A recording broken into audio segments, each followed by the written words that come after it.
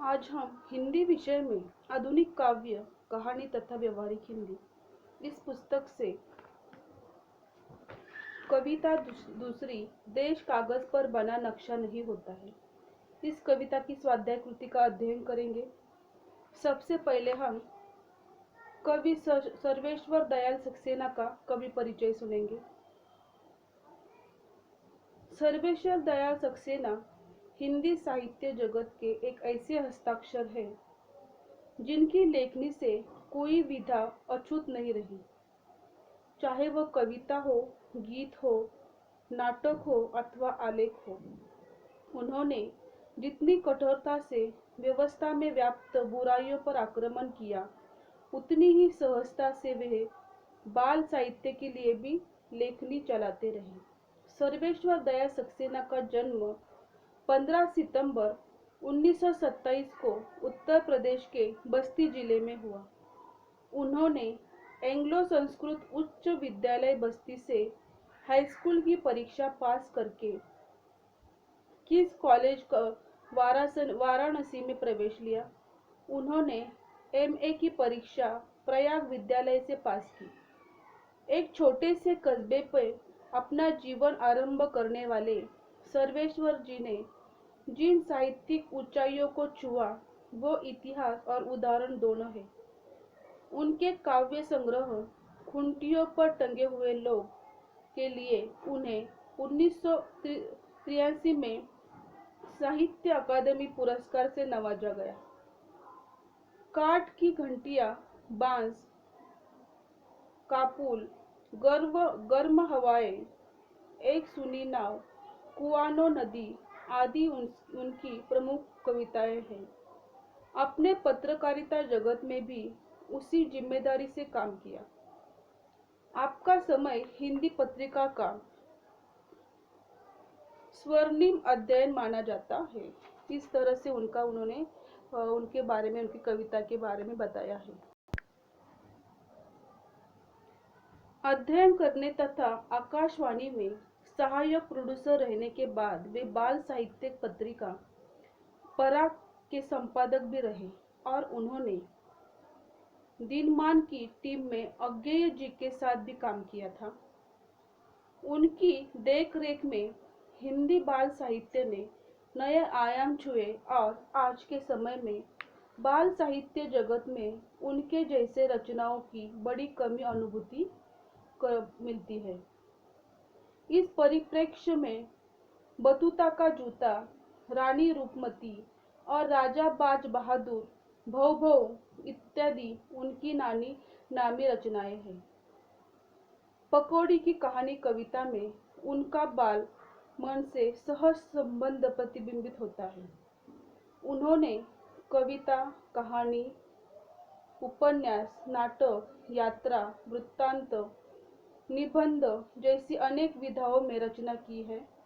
काठ की घंटियां, बांस का फूल, एक सूनी नाव, गर्म हवाएं, कुआनो नदी, जंगल का दर, खूंटियों पर टंगे लोग उनकी प्रमुख काव्य कृतियां हैं।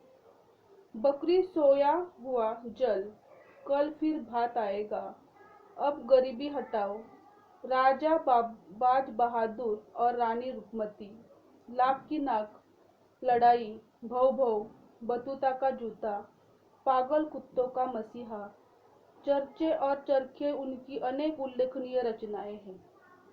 पागल कुत्तों का मसीहा और सोया हुआ जल, उड़े हुए रंग, सड़क, अंधेरे पर अंधेरा। उन्होंने अपने कहानियों का भारतीय तथा यूरोपीय भाषाओं में अनुवाद किया। 1978 में सेवियत कथा संग्रह 7 महत्वपूर्ण कहानियों का रूसी अनुवाद किया। बकरी, लड़ाई, अब गरीबों हटाओ, कल भात आएगा तथा हवालात, रानी रूपमती, राजा बाज बहादुर तथा होरी धूम मचोगी मंचन, कुछ रंग, कुछ गंध, शमशेर, रूपांबर, अंधेरों का हिसाब, नेपाली कविताएं, रक्तबीज, दीनमान साहित्य के चस्पे पर चरखे नाम से चुटीली शैली का गद्य।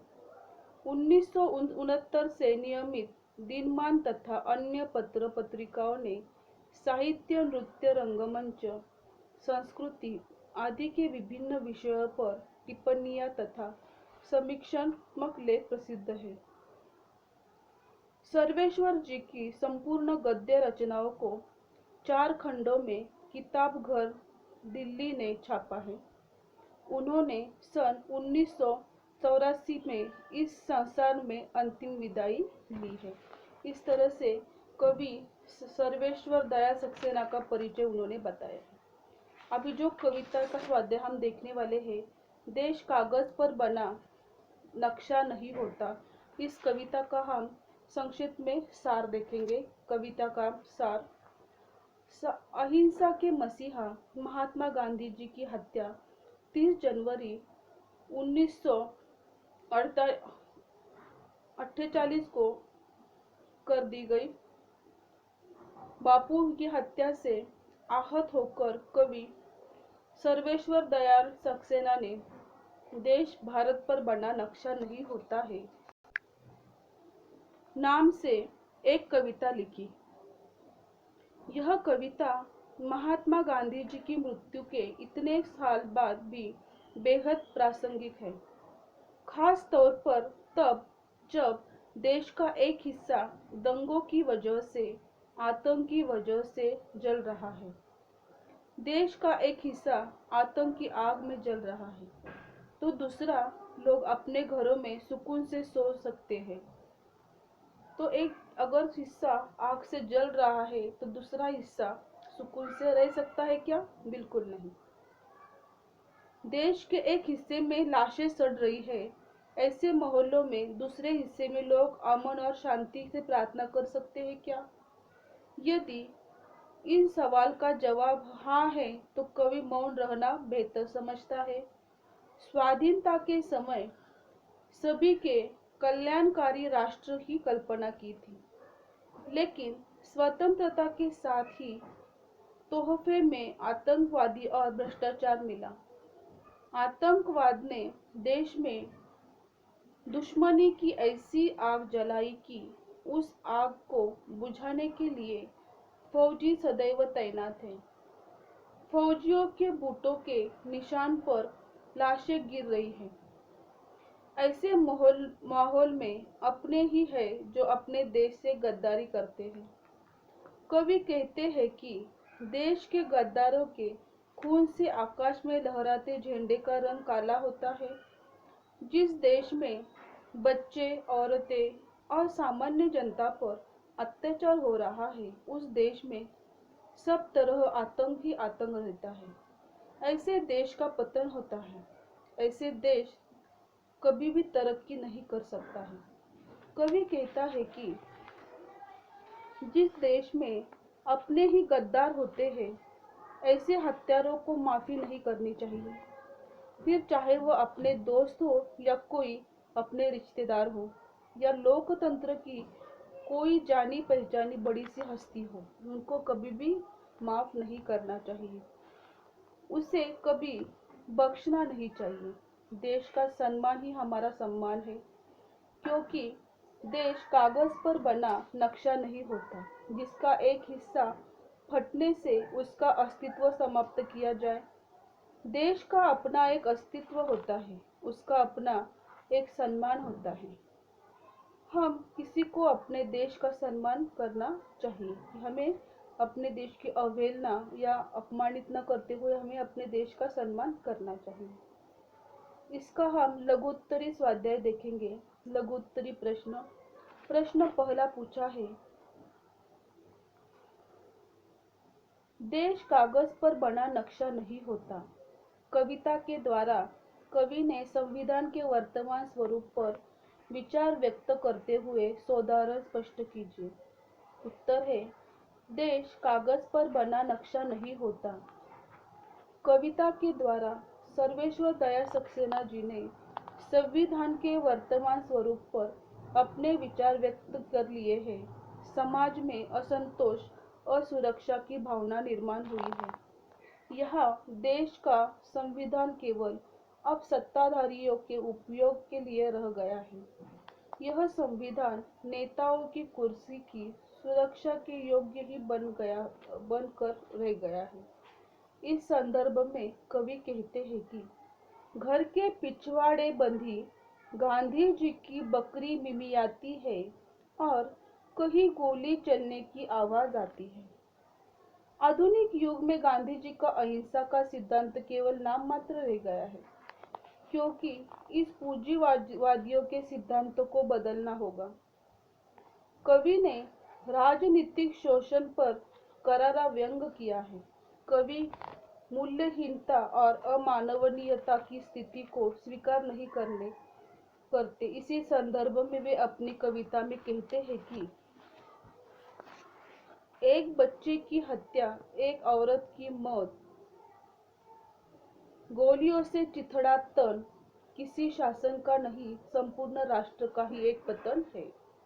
आजादी के बाद हमने जो पाया उसमें एक और भूख है, खाली पेट बजाते लोग हैं, तो दूसरी ओर आकर्षक झांकियां हैं जिनसे ढोंग और विश्वासघात की बदबू आती है, क्योंकि जो नहीं है उसे दिखाया जाता है और जो यथार्थ है उसे छुपाया जाता है। अब कवि कहते हैं उनकी कविता की पंक्तियों में, आखिर बात बिल्कुल साफ किया हत्यारे को कभी मत करो माफ, चाहे हो वह तुम्हारा प्यार धर्म का ठेकेदार, चाहे लोकतंत्र का स्वधन्य पहरेदार। इस कविता का उन्होंने अर्थ स्पष्ट किया है। दूसरा प्रश्न है, देश कागज पर बना नक्शा नहीं होता। कविता में विहित प्रतीक विधान स्पष्ट कीजिए। देश कागज पर बना नक्शा नहीं होता। कविता में विहित प्रतीक विधान सरल, स्वाभाविक और स्पष्ट है। सर्वेश्वर जी ने नए प्रतीकों का सृजन किया है तथा पारंपरिक प्रतीकों को नए अर्थों के संस्कार दिए हैं। प्रस्तुत काव्य में निर्धनता, शोषण, भ्रष्टाचार, मूल्यबोध, विद्रोह और क्रांति आदि से संबंधित कई व्यंग्यात्मक प्रतीकों का प्रयोग किया गया है। प्रस्तुत कविता में प्रतीकों का प्रयोग जीवन के विविध विभाग में किया गया है। ऐसे प्रकृति, समाज, राजनीतिक और संस्कृति से संबंधित प्रतीक उक्त कविता में है। प्रस्तुत कविता में विहित सर्वाधिक प्रतीक है जो भूख, बेबसी, गरीबी, शासन व्यवस्था, सत्ताधीशों की अराजकता, कृत्रिमता, विद्रोह, आक्रोश और क्रांति का अर्थ व्यक्त करता है। प्रश्न तीसरा है, देश कागज पर बना नक्शा नहीं होता। कविता में विहित बिंब विधान स्पष्ट कीजिए। देश कागज पर बना नक्शा नहीं होता है। इस कविता में अनेक प्रकार के बिंबों का प्रयोग किया गया है। उनके काव्य बिंबों को इंद्रिय बिंब एवं मानसिक बिंब इन दो वर्गों में विभाजित किया जा सकता है। इसके अंतर्गत दृश्य बिंब, वस्तु बिंब, व्यापार बिंब, भाव बिंब, विचार बिंब आदि का भी प्रयोग किया गया है। सर्वेश्वर जी के बिंबों में चित्रात्मकता के साथ अर्थ व्यंजकता भी बड़ी सफाई से पेश हुई है। प्रस्तुत कविता में विहित बिंबों का चयन जीवन के व्यापक क्षेत्रों में हुआ है। कभी कभी उन्होंने बहुजीवित, हरकत एवं तनाव भरे बिंबों का भी निर्माण किया है। उसमें का लघु प्रश्नों के उत्तर में का चौथा है प्रश्न, देश कागज पर बना नक्शा नहीं होता है। इस कविता का विहित छंदा विधान स्पष्ट कीजिए। देश कागज पर बना नक्शा नहीं होता कविता में कवि ने उपमानों को जीवन के विविध क्षेत्रों से लिया है। इसीलिए उनकी कविता में प्रकृति, विधान, धर्म, राजनीति, यथार्थ एवं दैनिक जीवन में उपमान दिखाई देती है। कवि ने उक्त काव्य में परंपरा से चले आ रहे उपमान एवं नए युगबोध की वैज्ञानिक दृष्टि से उपमान भी किया गया है। प्रस्तुत कविता में वो सब कुछ दिखाया है। प्रस्तुत कविता का छंद विधान परंपरागत नहीं है। सर्वेश्वर जी ने अपने भावों एवं विचारों को छंद के बंधनों से सर्वथा अलग कर स्वच्छंद छंदों के माध्यम से व्यक्त किया है। यही कारण है कि उनकी कविता में वर्ण, मात्रा एवं यति की अपेक्षा लय पर अधिक बल दिया गया है। कवि ने अपने विचारों को मुक्त छंद में व्यक्त किया है। प्रश्न 5वां है, देश कागज पर बना नक्शा नहीं होता। कविता में विहित भाषा शैली पर प्रकाश डालिए। देश कागज पर बना नक्शा नहीं होता है इस कविता में अपने भावों और विचारों को अनुरूप ही भाषा में अभिव्यक्त किया है। प्रस्तुत कविता की भाषा विविधता से परिपूर्ण है। कवि भाषा में संस्कृतनिष्ठ तत्सम शब्दों का प्रयोग किया है, तो कहीं अत्यंत सहज सामान्य शब्दावली का, सामान्य बोलचाली की भाषा का एवं जन भाषा का प्रयोग भी किया है। उक्त कविता में देश और ग्राम्य शब्दावली भी अपने पूर्ण निष्कर्ष के साथ प्रयुक्त हुई है।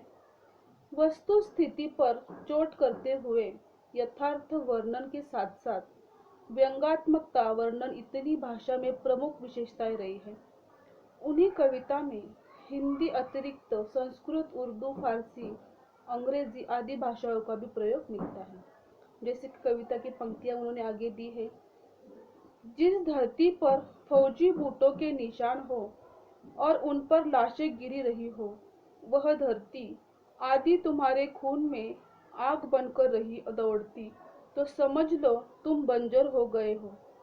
तुम्हें यहाँ सांस लेने तक का नहीं है अधिकार, तुम्हारे लिए नहीं रहा अब यह संसार। इस प्रस्तुत कविता में सूक्ष्म अध्ययन करने के बाद निष्कर्षता का ज्ञात होता है कि उक्त कविता का वास्तविक संसार का प्रतिबिंब है। जीवन मूल्य और मानवीय संवेदना के साथ कवि का काव्य रचनात्मक सृजन हुआ है। उक्त कविता के विविध आयाम हैं जो मनुष्य से लेकर सामाजिकता, राष्ट्रीयता और अंतर्राष्ट्रीय विचारों को मानवीयता के साथ सहज स्पष्ट करते हैं।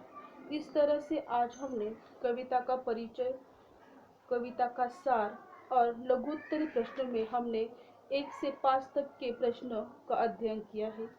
आज जितनी सारी इस कविता की जानकारी हमने ली है वो अच्छी तरह से आप सुनिए, आपके हिंदी के टेक्स्ट बुक से वो पढ़ी है और समझिए, और ये सब प्रश्न उत्तर आपके हिंदी के कॉपी में या अपने नोटबुक में लिखिए।